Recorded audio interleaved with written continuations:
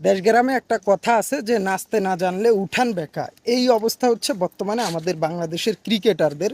তারা যে পারে না খেলতে, তারা যে ভালো খেলতে পারে না, তারা এই কথা স্বীকার যাচ্ছে না। তারা ইউএসের সাথে হারার কারণ হিসাবে দেখাচ্ছে উইকেটের দোষ।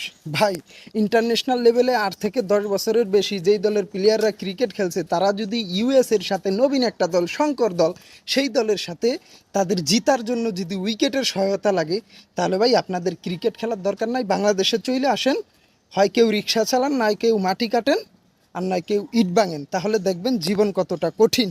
হ্যাঁ, উইকেট বুঝলাম খারাপ, তাহলে ওই উইকেটে ইউএস ব্যাটিং করলো, তখন মনে হচ্ছে অস্ট্রেলিয়া ইংল্যান্ড ব্যাটিং করতেছে, আর তোমরা বল করতেছে উগান্ডা জিম্বাবুয়ের প্লেয়াররা।